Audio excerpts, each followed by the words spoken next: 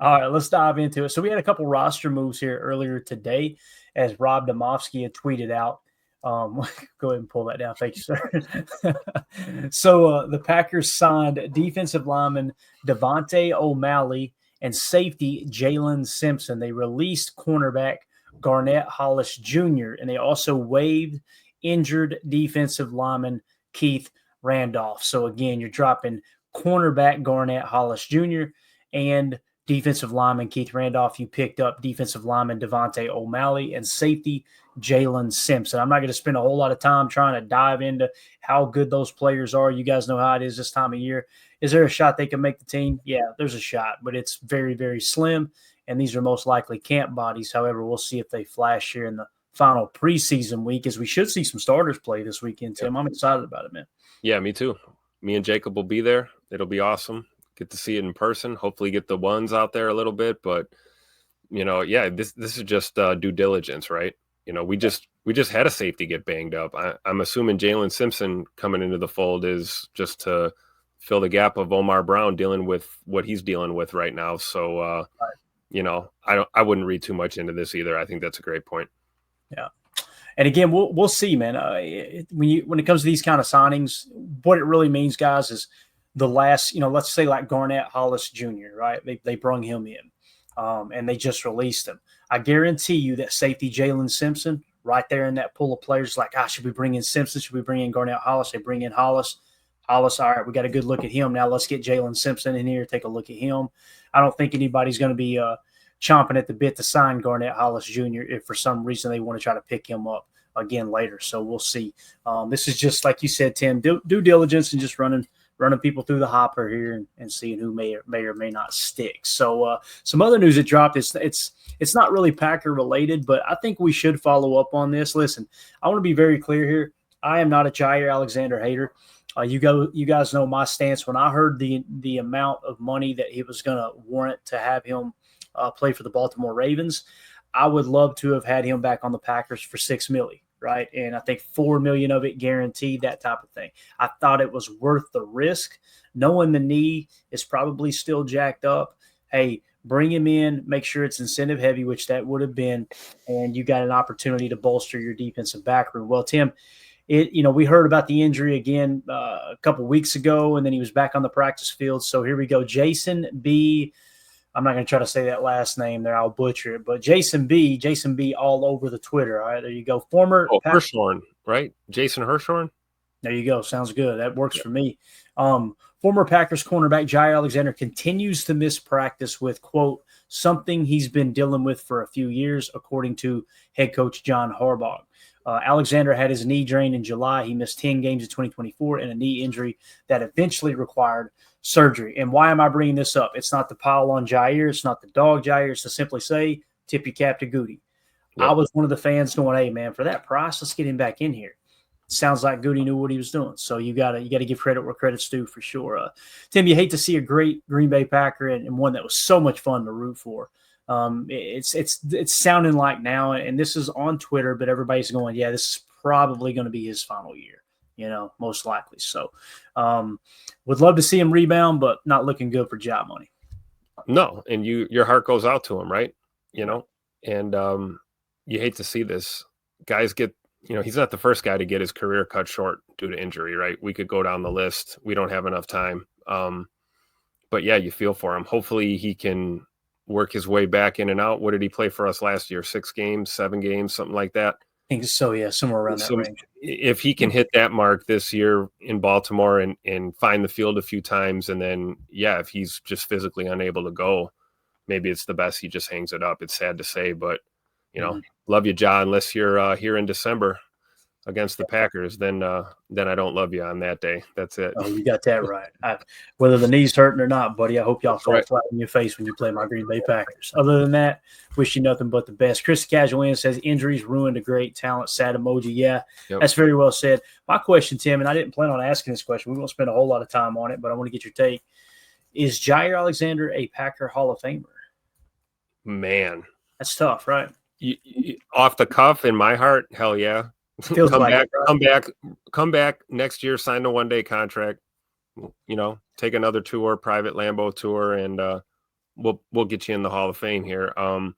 But I guess we'd have to look. I mean, you look at his core prime, right?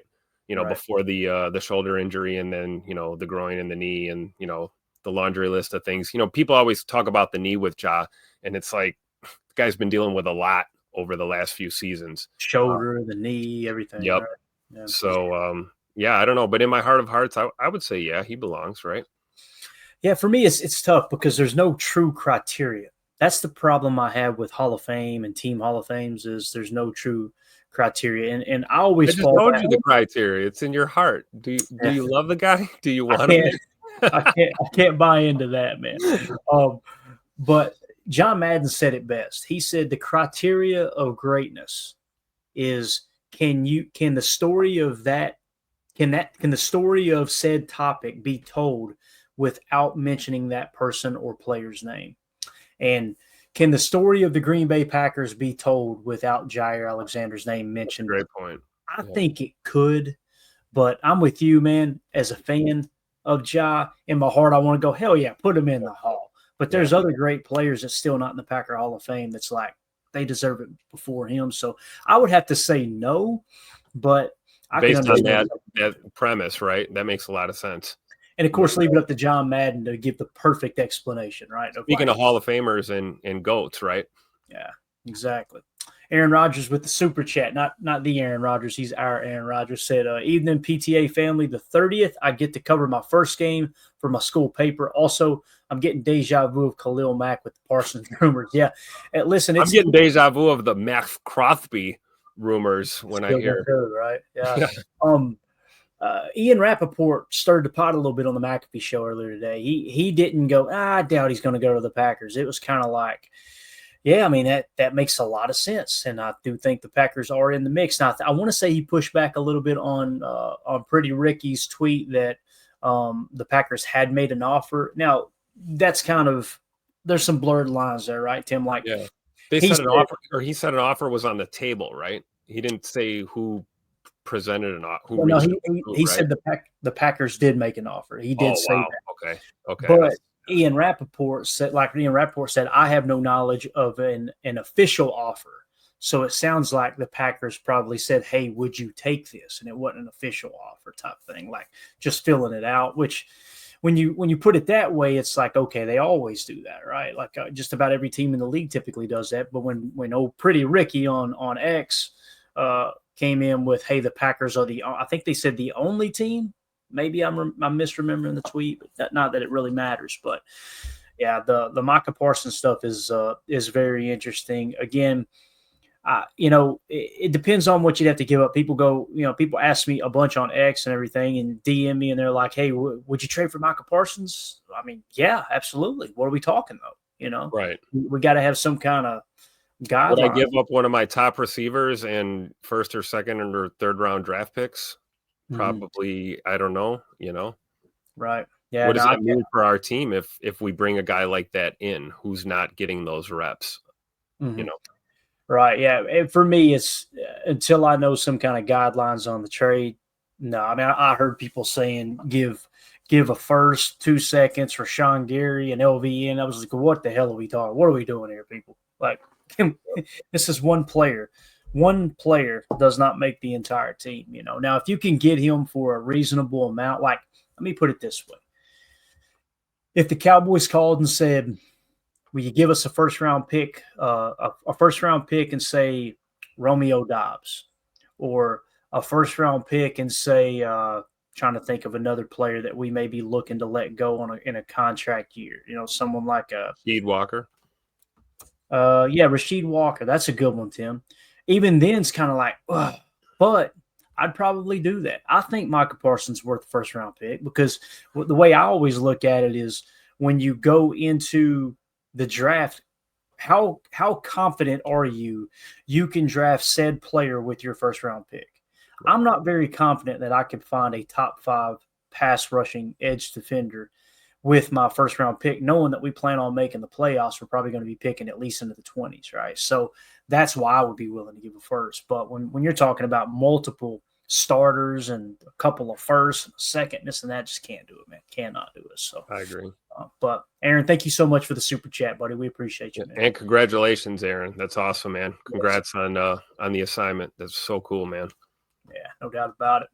All right, man, let's move it along. So those are your roster moves, like I said, and just a little update there on Ja. I like to kind of keep my finger on the pulse in terms of, okay, how did Goody's moves work out? Not to pile on him, not to go, haha, you screwed it up, but just to kind of learn, man. It's all a learning experience for everybody to see what worked and what didn't, right? So with that being said, let's move into the Packers practice earlier today, and more specifically the injury report. Tim, we got some new people that popped up on the injury report today.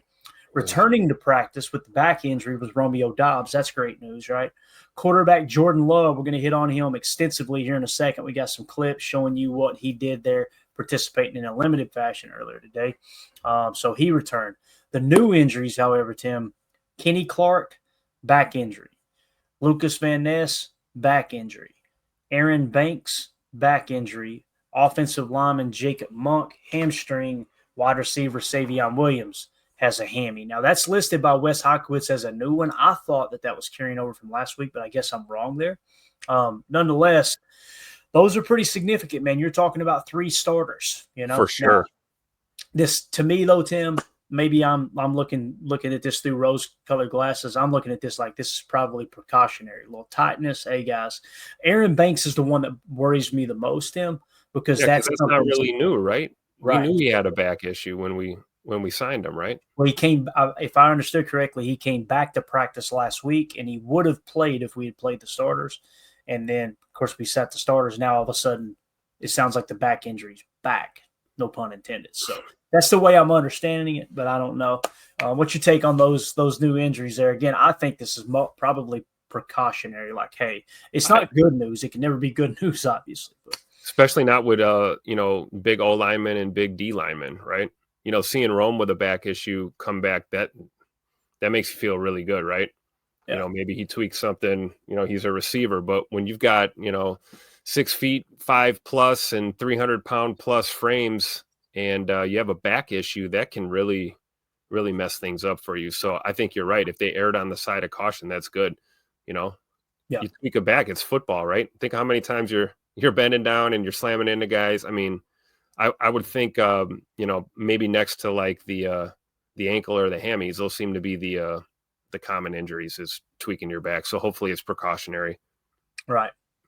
And the did not participates, running back Marshawn Lloyd with the hammy, defensive lineman Baron Sorrell with the knee, safety Omar Brown with the chest, safety Zane Anderson with the knee, safety Xavier McKinney with the calf, wide receiver Jaden Reed with the foot, wide receiver Dontavion Wicks with the calf, and cornerback Nate Hobbs with the knee. Nothing surprising there. We expected the 2 new injuries there with Marshawn Lloyd and Baron Sorrell, along with Omar Brown with the chest injury, of course. The other stuff is, I think those guys are going to be ready to go week 1, personally. Now, I will say this. Somebody makes a great point here in the comments. Blake B says, those are all guys in the trenches. They did a ton of 7-on-7 today. This might be a little bit of gamesmanship by Matt LaFleur and the crew, Tim, because obviously 7-on-7, you're keeping the trenches out of it, right? You're keeping the offensive lineman off the field. Maybe this was like, hey, let's give these guys a rest day, an extra rest day since we're going 7-on-7. You know what? Let's throw them on the injury report just for craps. Oh, yeah. We're playing chess, not checkers, right? We say that all the time. That's why you got to love Tupac LaFleur. I wouldn't put it past him at all. I mean, it's pure speculation on our part, but I love that gamesmanship, right? No, I mean, we're going into our last preseason game. You want to get some looks at some of these other guys. We just talked about we have signings. We got people coming in and out of the building all the time. If you've got a guy who's tightening up or, maybe feels like he tweaks something a little bit, let's just sit him out, I like it. And Ed Madden makes a great point. Says, I think if they were concerned, they would be bringing in old lineman in for a look. That's a great point. Great point. So I appreciate that comment there, Ed. You in here thinking responsibly. And, of course, on the pup list, wide receiver Christian Watson, defensive end Colin Oliver, and, of course, offensive lineman John Williams. I always forget the first name because it's so simple. So anything else you got to add to the injury report before we get into some Jordan Love talk here, Tim? Anything at all? Colin Oliver. Hoping to see that guy in the preseason, but it's not happening. That's kind of sad, right? That's how I feel about Savion. I'm like, such a missed opportunity because, as I think it was Wildy was saying on Wildy and Tausch earlier today, or maybe it was actually Tauscher saying it. It's like, man, you got all these wide receivers banged up. Your Jaden Reed, your Dontavion Wicks, Romeo Dobbs had the back. Been the perfect opportunity for Savion to go out there and kind of grab a little bit of that attention. And unfortunately, it just hasn't been able to work out. So we'll see, man. We want physical players, right? We want guys that are going to just run their ass off and put their face in the fan and all that stuff. But the reality is he played college like that, and he came into the league with a torn labrum. They had to have surgery, and when you play physical, there's repercussions. It's kind of like Jaire Alexander. Jaire Alexander played physical when he was young, hurt the shoulder, had to change his game to stay on the field and not play the run as hard, and we dogged him, myself included. When he wouldn't put his nose in there to make a tackle, I was like, come on, Jaire, you're getting paid a lot of money. But when you play the game a certain way, man, injuries are going to happen, so we can't have it both ways. You know what I mean? Oh yeah, I agree. I mean, I think you play the game anyway, injuries are going to happen. We talked about that yesterday a little bit, right? You can have the best, athletic training department and the best doctors in the National Football League. You're still going to have guys on the injury report.